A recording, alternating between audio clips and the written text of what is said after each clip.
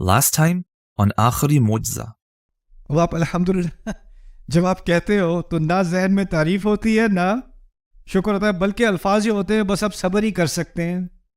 اور صبر کے لیے ہم نے نئی تعبیر کیا نکالی ہے؟ بس جی الحمدللہ. ٹھیک ہے، لیکن ہونا کیا چاہیے؟ مشکل کے اگر اللہ نے مجھے اس مشکل میں ڈالا ہے تو یہ مشکل بھی تعریف کے لائق ہے. اور اگر میں اس مصیبت سے گزر رہا ہوں تو اس میں اللہ کی کوئی نہ کوئی نعمت ہے، وہ پھر بھی میں اس کا شکر کروں گا. یہ ذہنیت ہے الحمدللہ کی، دونوں چیزوں کو کمبائن کر کے.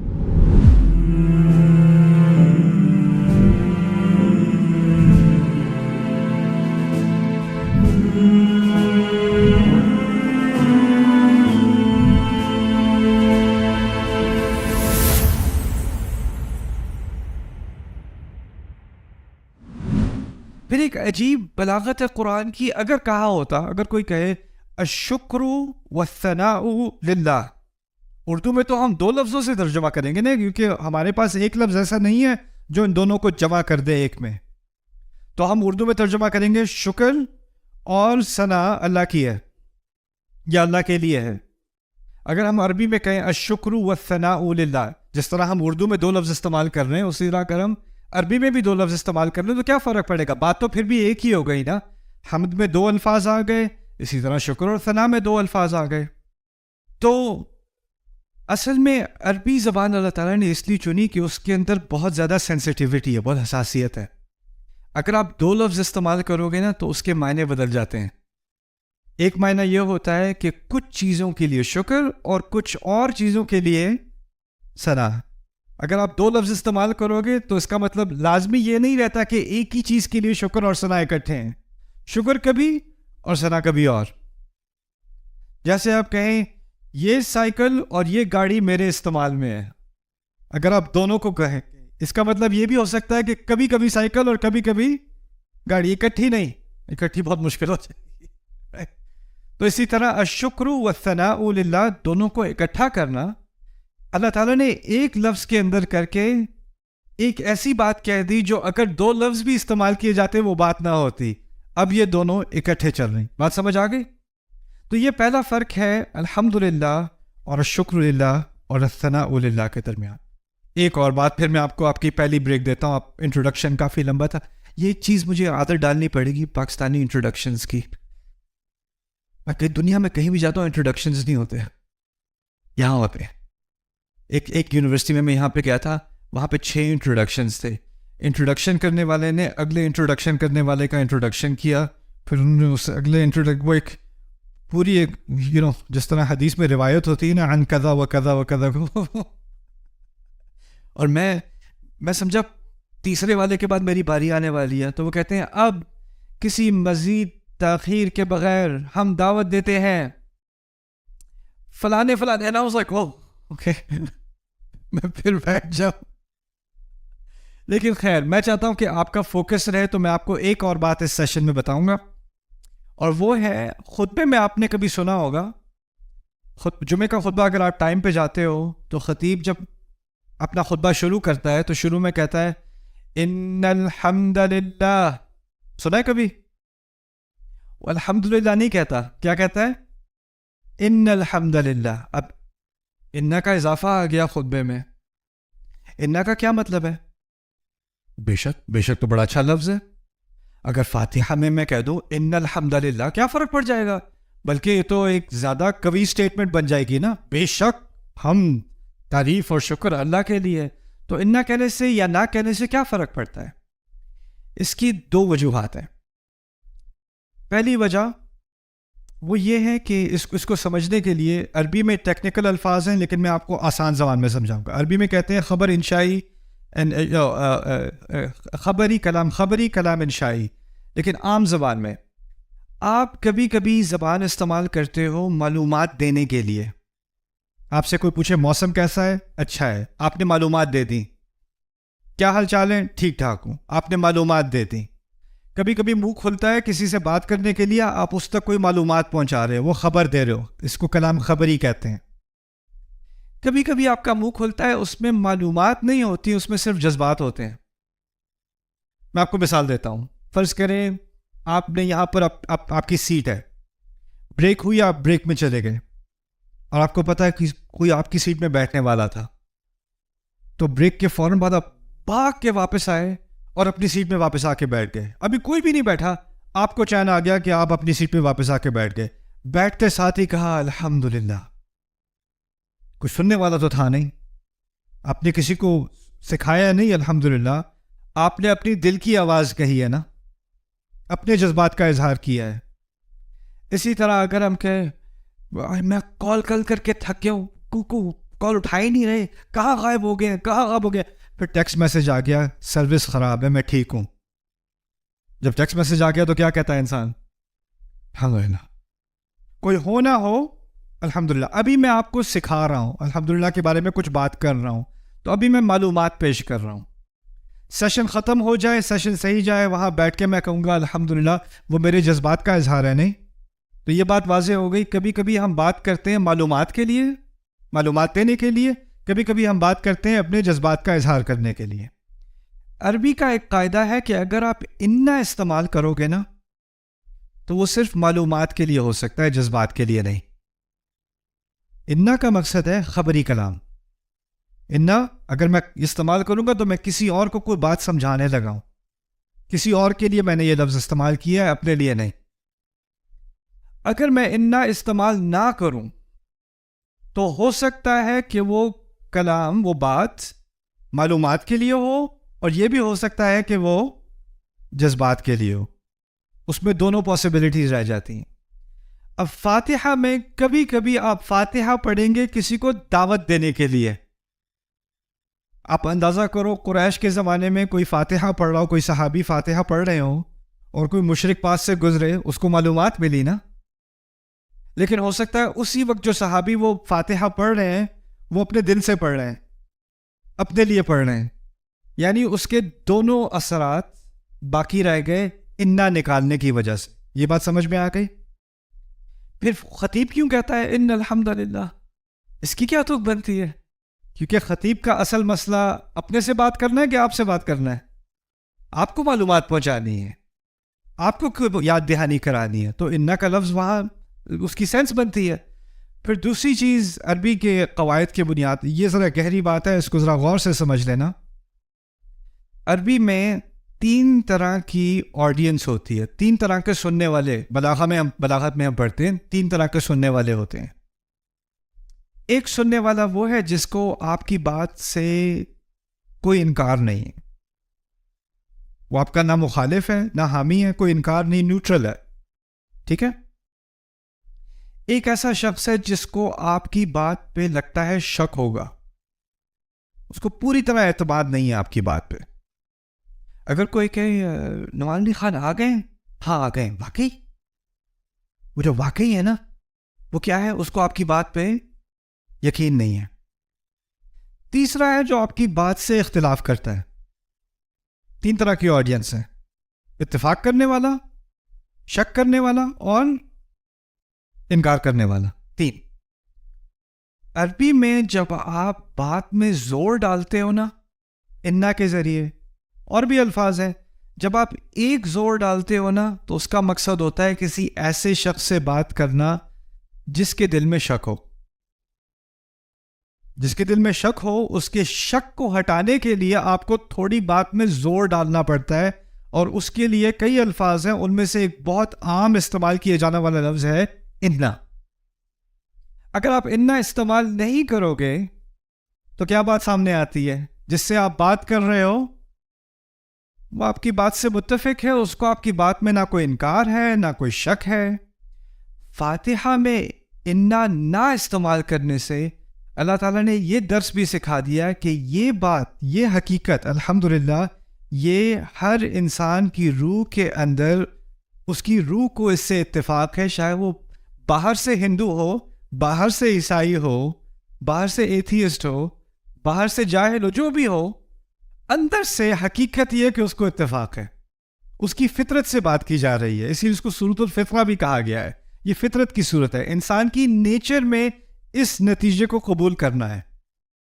اور اس لیے وہاں انا کے ڈالنے سے اس کے اثر پر کمی آ جاتی. کبھی کبھی ہم سمجھتے ہیں زیادہ الفاظ استعمال کرو گے تو زیادہ اثر ہوگا. نہیں نہیں نہیں, کبھی کبھی کم الفاظ استعمال کرنے سے اثر بڑھ جاتا ہے. تو یہاں انا والی بات سمجھ میں آ گئی. میں یہ بس ایک ایکسپیریمنٹ ہے ابھی. اللہ تعالیٰ کی تعریف اور اللہ کے شکر کی جو تعبیر قرآن نے استعمال کی الحمدللہ, وہ کتنے اور طریقے سے ہم کہہ سکتے تھے, اور اگر ان میں سے کوئی اور طریقہ ہم استعمال کریں تو کیا فرق پڑتا ہے؟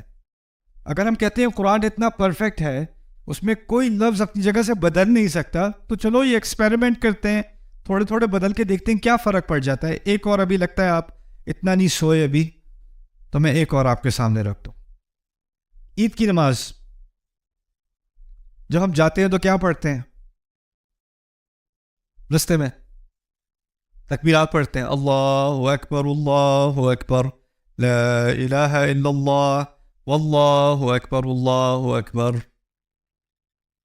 وللہ الحمد.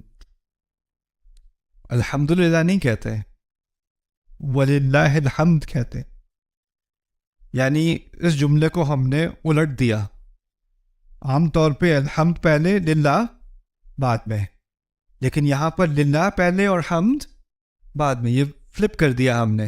یہ کیوں؟ اور قرآن میں 6 مرتبہ غالباً الحمدللہ کا لفظ استعمال ہوا ہے, لیکن ایک مرتبہ للہ الحمد بھی استعمال ہوا ہے سورۃ الجاثیہ میں. فللہ الحمد رب السماوات ورب الارض رب العالمین وله الكبریاء فی السماوات والارض وهو العزیز الحکیم. للہ الحمد بھی استعمال ہوا ہے. تو عربی میں حمد کے 2 طریقے قرآن میں پائے جاتے ہیں, للہ الحمد اور الحمدللہ. فرق کیا ہوا؟ اصل میں قرآن میں کبھی کبھی اس ترتیب کے بدلنے سے معنی میں فرق آ جاتا ہے, اور اس ترتیب کے بدلنے سے بھی ایک فرق جو آتا ہے وہ ہے صرف کا اضافہ. للہ الحمد کا ترجمہ ہوگا حمد صرف اللہ کے لیے. الحمدللہ کا معنی ہوگا حمد اللہ کے لیے. لیکن للہ الحمد, حمد صرف اللہ کے لیے. پھر یہی بات سامنے آتی ہے, صرف کہنے سے بات میں زیادہ قوت آتی ہے. تو فاتحہ میں اگر للہ الحمد کہا ہوتا اور شروع سے یہ بات سکھا دی گئی ہوتی کہ حمد صرف اور صرف اللہ کے لیے, تو وہاں صرف کا لفظ استعمال کیوں نہیں کیا؟ الحمدللہ کیوں کہہ دیا؟ اس کو سمجھنے کے لیے پہلے جاثیہ کی طرف, میں نے کہا تھا سورۃ الجاثیہ میں للہ الحمد ہے نا. شروع سے سورۃ الجاثیہ کی شروعات سے مشرکون کے ساتھ ایک مقابلہ ہے. مشرکوں کے عقائد پر حملہ کیا جا رہا ہے. اللہ تعالیٰ کی وحدانیت کی دلائل دی جا رہی ہیں. کیوں ایک اللہ کو مانو, اس کے ساتھ باقیوں کو شریک کیوں نہ ٹھہراؤ. اور اس تمام بات کے آخر میں کہا حمد صرف اللہ کے لیے, کیونکہ بات کس سے کی جا رہی ہے؟ شرک کرنے والے سے. اس سے اگر آپ کہو حمد اللہ کی کرو تو وہ کہے گا وہ تو میں کرتا ہی ہوں, اور ساتھ میں یہ کچھ اور بھی ہیں ان کے بھی کرتا ہوں. یعنی اس کو الحمدللہ سے انکار نہیں ہے, اس کو للہ الحمد سے انکار ہے. تو کیونکہ اس کو شرک ہے نا اس کا مسئلہ, تو اس کے شرک کے حل کے لیے اس سے کہا گیا للہ الحمد. لیکن فاتحہ میں کیا مشرکون سے بات ہو رہی ہے؟ فاتحہ میں کس سے بات ہو رہی ہے؟ ہر انسان سے, اور ہر انسان کی فطرت سے. اور انسان کی فطرت کے اندر یہ ڈیبیٹ ہے ہی نہیں, یہ مسئلہ ہے ہی نہیں کہ ایک سے زیادہ رب ہے کہ نہیں. ہمارے اندرون ہماری گہرائیوں کے اندر ایک رب ہے. اسی لیے الحمدللہ جو بات دل میں ہے وہی سامنے آ گئی الحمدللہ. اسی لیے وہاں للہ الحمد نہیں ہے. اوکے, کسی نے بہت اچھا سوال پوچھا پچھلے لیکچر کے بارے میں. عید کی نماز پہ ہم للہ الحمد کیوں کہتے ہیں؟ میں نے کیا کہا تھا للہ الحمد کے بارے میں؟ کیا معنی ہے اس کے؟ ہم صرف اللہ کے لیے. اور وہ تو کسی مشرک کی مخالفت میں آپ کہو گے نا کہ ہم صرف اللہ کے لیے, تو آپ عید کی نماز پڑھنے جا رہے ہو, اس میں کہاں مشرکین آ گئے؟ عید کی نماز کھل کر تکبیر کرنا یہ فتح مکہ کے بعد ہوا ہے, جب بت سارے ٹوٹ چکے, اور اب مسلمان نماز پڑھنے جا رہے ہیں پہلی دفعہ, اور مکے میں اس بات کا مظاہرہ ہو رہا ہے کہ اب سے حمد صرف اللہ کے لیے ہوگی. اب بڑائی صرف اللہ. اللہ اکبر، اللہ اکبر، لا الہ الا اللہ، اللہ اکبر، اللہ اکبر، وللہ الحمد.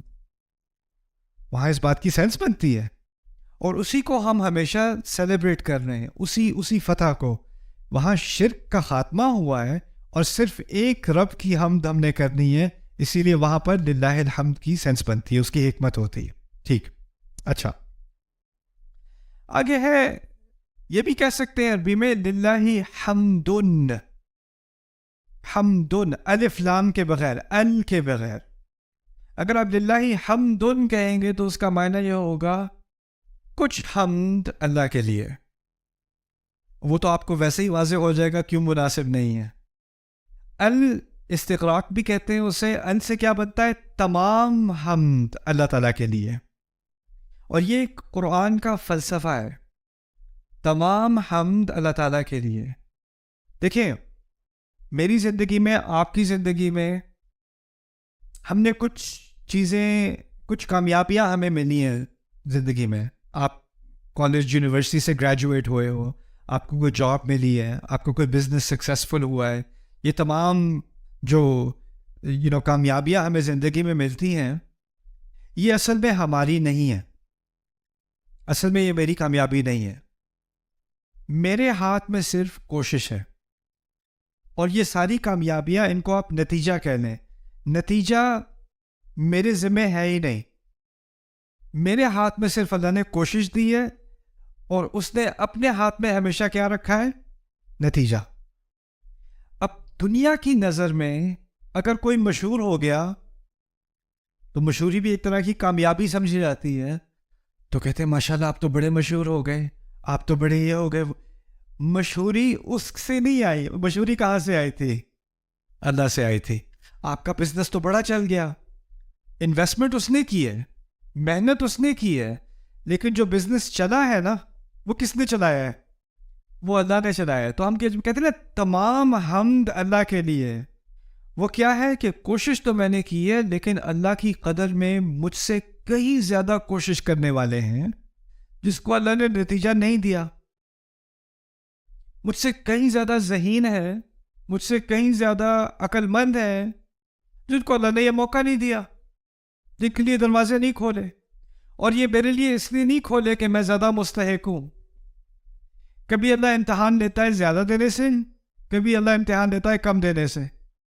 الحمدللہ سے یہ بات ذہن میں ہمیشہ رہتی ہے کہ جو کچھ اچھا آ رہا ہے نا میری زندگی میں بھی، آپ کی زندگی میں بھی، وہ اصل میں ہمارا کارنامہ ہے ہی نہیں، وہ اصل میں اللہ تعالیٰ کی طرف سے. وَأَن لَيْسَ لِلْإِنسَانِ إِلَّا مَا سَعَى.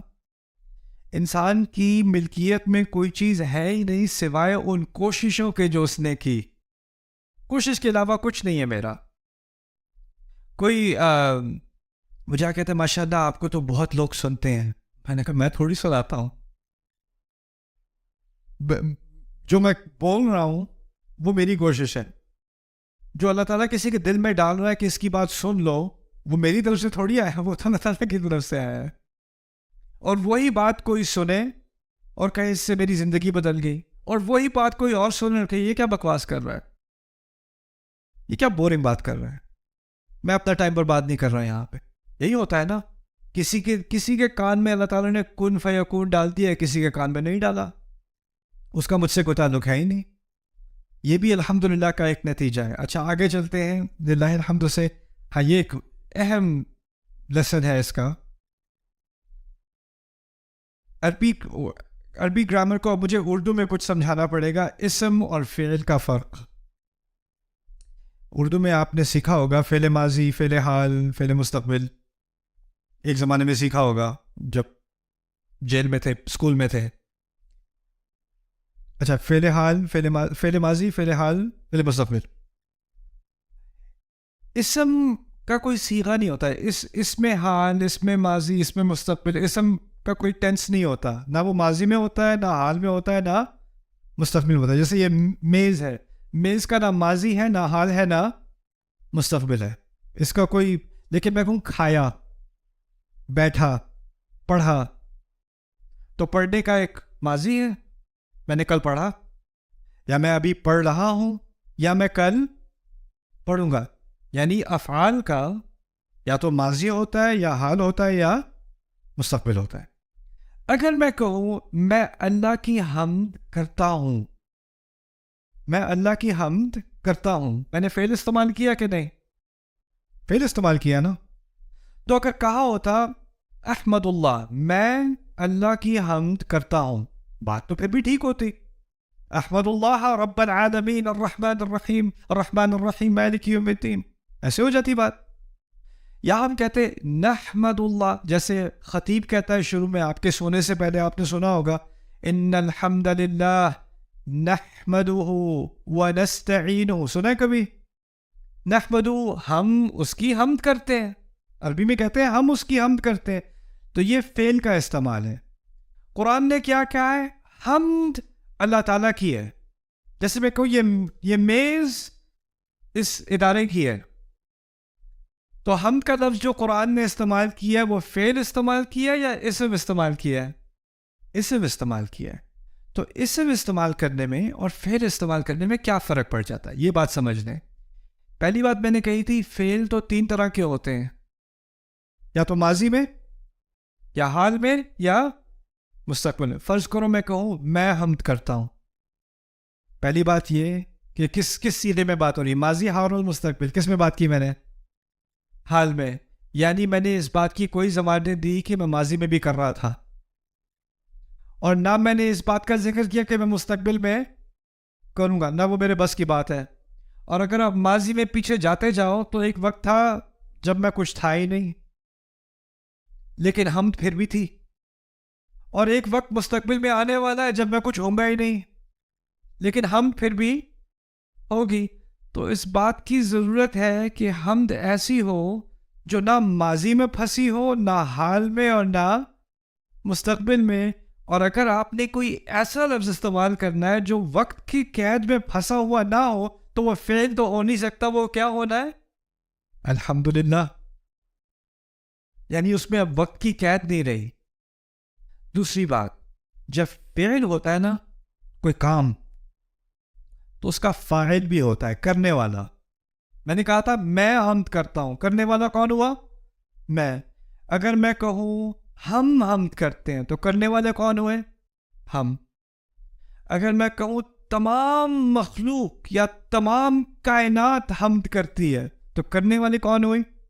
تمام کائنات. لیکن جب میں کہوں حمد اللہ کے لیے ہے، جیسے قرآن نے کہا ہے الحمدللہ، حمد اللہ کے لیے ہے، کسی کرنے والے کا ذکر ہے؟ نہ. حمد اللہ کے لیے میں وقت کی قید نہیں ہے اور کسی کرنے والے کا ذکر نہیں ہے، کیونکہ تمام کائنات ہو نہ ہو حمد ہمیشہ رہے گی. حمد اس کائنات سے پہلے بھی تھی، حمد اس کائنات کے بعد بھی ہوگی. ایسی حمد اللہ تعالیٰ کی جو نہ وقت کی قید میں ہو، نہ کسی کے حمد کرنے والے کی قید میں ہو. سبحان اللہ، الحمدللہ. اگر کہا ہوتا یحمد جمیع الخلائق اللہ، یا یحمد اللہ جمیع الخلائق، تمام مخلوقات اللہ تعالیٰ کی حمد کرتے ہیں، یا کرتے تھے، یا کرتے رہیں گے، تو پھر ہم ایک طرح سے کم ہو جاتی. اس کا دار و مدار ہوتا مخلوق پر. مخلوق ہے تو حمد ہے، مخلوق نہیں تو حمد نہیں. اگر میں کہوں میں حمد کرتا ہوں، میں ہوں تو حمد ہے، میں نہیں تو حمد نہیں. لیکن اللہ تعالیٰ کہتا ہے حمد اللہ کی ہے، میں ہوں نہ ہوں حمد پھر بھی ہے. اس سے ایک اور بات بھی سامنے آتی ہے. جو لوگوں کا اللہ تعالیٰ پر ایمان نہیں ہے نا، وہ کہتے ہیں یار تم کیسے خدا کی عبادت کرتے ہو، تمہیں کیا مصیبت ہے، اس خدا کو کیا ضرورت ہے کہ وہ تم اس کے سامنے نمازیں پڑھو، سجدے کرو، کیا شوق ہے اسے اپنی تعریف کروانے کا؟ کیونکہ دنیا میں جس کو اپنی تعریف کروانے کا شوق ہے وہ بہت متکبر ہوتا ہے. تو یہ کس قسم کا خدا ہے تو اس کو اپنی تعریف کروانے کا شوق ہے؟ اس کے جواب میں الحمدللہ کافی ہے. یعنی جب کوئی مخلوق تھی بھی نہیں تب بھی اس کی حمد تھی. اسی طرح سورۃ الرحمن میں اللہ تعالیٰ نے یہ بات سمجھا دی ہے، کہا ہے کل من علیہا فان وَيَبْقَى وَجْهُ رَبِّكَ ذُو الْجَلَالِ وَالْإِكْرَامِ. دیکھیں جلال کس چیز کو کہتے ہیں؟ جلال کہتے ہیں جب کسی بادشاہ کی بادشاہی کو بیان کیا جا رہا ہو نا وہ جلال ہوتا ہے. اور کیا عظیم الشان آپ کی سلطنت ہے یا جو بھی ہے, تعریف کی جا رہی ہے. جلال آج کل کیا ہوگا, کوئی چیمپئن شپ جیت جائے, کوئی میچ جیت جائے, جو فینس کر رہے ہوتے ہیں نا وہ تجلیل کر رہے ہوتے ہیں, وہ جلال دکھا رہے ہوتے ہیں اس کا. اگر کوئی اکیلا ایک آئلینڈ میں بندہ یا ایک میدان میں کوئی بڑا کارنامہ کر لے, کوئی ارد گرد کوئی تعریف کرنے والا نہیں ہو, تو اس کی جلال ہوئی یا نہیں ہوئی؟ جلال کرنے کے لیے آپ کو, جلال ہونے کے لیے آپ کو جلال کرنے والے چاہیے, کوئی تعریف کرنے والا چاہیے, تب تعریف ہوگی نا. اللہ تعالیٰ فرما رہے ہیں تمام چیزیں ختم ہو جائیں گی اس دنیا میں, جب کل من علیہا فان, تمام فانی ہو جائیں گے, ختم ہو جائیں گے, لیکن تیرے رب کا چہرہ ذوالجلال, جلال والا باقی رہے گا. جلال کرنے والے, کوئی تعریف کرنے والے ہو نہ ہو, وہ باقی رہے گا. یہ ہے الحمدللہ. اچھا آگے. We hope that you enjoyed this episode. Subscribe now to the Bayyinah YouTube channel to watch the rest of this series and more great content from Ustad Nu'man Ali Khan.